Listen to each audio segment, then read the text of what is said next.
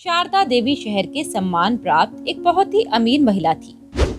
उनकी एक बहुत ही खूबसूरत और नकचड़ी बेटी थी जिसका नाम रूपाली था। दिन के 24 घंटों में से 15 घंटे रूपाली सजने संवरने में व्यतीत करती थी। इसके लिए वह बहुत महंगे ब्यूटी प्रोडक्ट्स इस्तेमाल करती थी। साथ ही वह हर हफ्ते ब्यूटी पार्लर भी जाया करती थी। इन सब में वह अपनी माँ का बहुत पैसा खर्च करती थी। एक दिन उसकी नजर समीर नाम के एक लड़के पर पड़ती है। समीर एक सीधा और बहुत ही ज्यादा हैंडसम लड़का था। रूपाली को समीर पहली नजर में ही पसंद आ जाता है।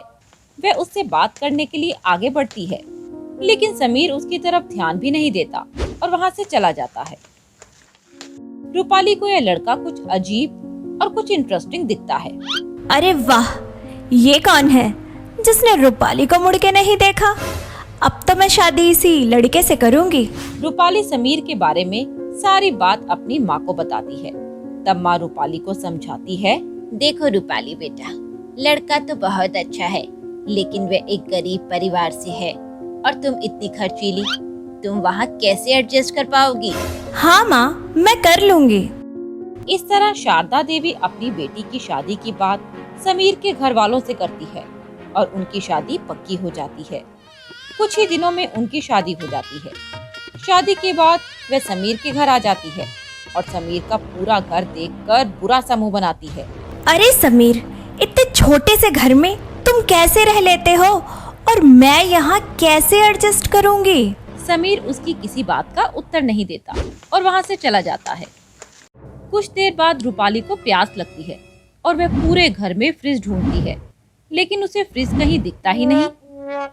रूपाली फिर समीर के पास आती है और कहती है, समीर, क्या तुम्हारे घर में फ्रिज भी नहीं है? रूपाली, अभी तो फ्रिज नहीं है, लेकिन मैं जल्दी ही ले आऊंगा, तुम चिंता मत करो। अगले दिन रूपाली जूस पीने के लिए ताजे फल लेकर किचन में जाती है और किचन में चारों तरफ जूसर ढूंढती है। मिक्सर जूसर ना देखकर रूपाली का पारा 7वें आसमान पर चढ़ जाता है और वह सीधे समीर के पास जाती है। समीर, तुम्हारे घर में मिक्सर जूसर भी नहीं है? मुझे अभी के अभी मिक्सर जूसर चाहिए घर में, समझे तुम? तुम चिंता मत करो, वो भी मैं ले आऊंगा। ठीक है समीर, और सुनो, साथ ही साथ मुझे घर में एसी, वॉशिंग मशीन, टेलीविजन और वैक्यूम क्लीनर भी चाहिए। इसके साथ साथ रूपाली उसे महंगे मेकअप की सामान की एक बहुत लंबी लिस्ट थमा देती है। इसी तरह कुछ दिन बीत जाते हैं। समीर घर में धीरे धीरे सारे जरूरी सामान लाने लगता है। एक दिन समीर की माँ गांव से आती है और अपनी सुंदर बहू को देखकर बहुत तारीफ करती है और उसकी नजर उतारती है। समीर, तुम कभी मेरी तारीफ नहीं करते? तुम्हें मैं अच्छी नहीं लगती क्या? ऐसी बात नहीं है बहू, बस मेरा बेटा जरा शर्मीला है, उसे तारीफ करना नहीं आता। तारीफ करना नहीं आता तो मुझ जैसी सुंदर लड़की से शादी ही क्यों की तुमने? हे भगवान, कहाँ फंस गई मैं। मुझ जैसी हूर को ये लंगूर ही मिलना था क्या? ऐसा बोलकर रूपाली गुस्से से अपने रूम से चली जाती है। तब समीर की माँ उसे रूपाली को मनाने के लिए भेजती है। समीर कमरे में आता है और देखता है कि रूपाली मेकअप करने में बिजी है। अरे रूपाली, आज तो तुम वाकई में बहुत सुंदर लग रही हो।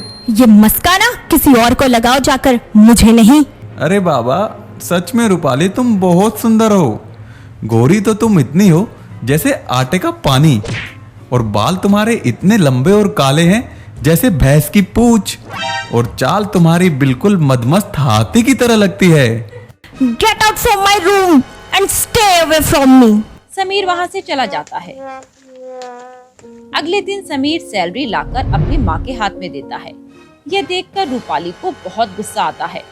तब समीर की माँ सारी सैलरी रूपाली के हाथ में रख देती है और कहती है, ये पैसे मैं रखूं या तुम रखो, बात तो एक ही है। वैसे भी इन पैसों से घर का सामान ही आना है। आज से घर की बजट की सारी जिम्मेदारी तुम्हारी। रूपाली बहुत खुश हो जाती है। अगले दिन समीर के ऑफिस जाते ही रूपाली भी तैयार होकर मार्केट निकल जाती है। मार्केट में एक महंगे ब्यूटी पार्लर में वह चली जाती है और खूब सारे पैसे खर्च कर देती है। बचे हुए पैसों से वह अपने लिए महंगे ब्यूटी प्रोडक्ट्स खरीद लेती है और साथ ही महंगी महंगी ड्रेसेस भी खरीद लेती है। अगले दिन समीर की तबीयत इतनी ज्यादा खराब हो जाती है कि वे ऑफिस भी नहीं जा पाता। उसकी बीमारी के चलते डॉक्टर उसे कंप्लीट बेड रेस्ट का सुझाव देते हैं। समीर के ऑफिस ना जाने से घर का खर्च चलाना मुश्किल हो जाता है। अब रूपाली मदद के लिए अपनी माँ शारदा देवी के पास पहुँचती है। माँ, मुझे आपसे फाइनेंशियल सपोर्ट की जरूरत है। क्यों नहीं रूपाली, जो कुछ मेरा है वे सब तुम्हारा ही तो है। पर बेटा मैं तुम्हें यही एडवाइस करूंगी कि कोई अच्छी जॉब कर लो। रूपाली अपनी माँ की बात मान लेती है और ससुराल वापस आकर नई जॉब की तलाश में घर से निकल जाती है। 4-5 दिन इधर उधर घूमने के बाद उसे एक जॉब मिल जाती है। अब रोज रूपाली सुबह ऑफिस के लिए निकल जाती थी और शाम को घर लौटते लौटते वे इतना थक जाती थी कि अब उसे मेकअप करने का बिल्कुल भी टाइम नहीं मिलता था। अब वह दिन भी आ जाता है जब रूपाली को अपनी पहली सैलरी मिलती है।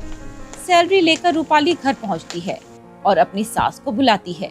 सासू माँ, आज मुझे सैलरी मिल गई है। बेटी यह तो बहुत ही खुशी की बात है। अब तो घर का सारा जरूरी सामान भी आ जाएगा। हाँ माँ, मैं वही लेने मार्केट जा रही हूँ। थोड़ी देर बाद सामान खरीदकर रूपाली घर वापस आती है और इस बार थैले में घर का जरूरी सामान ही था। तभी समीर वहाँ आता है।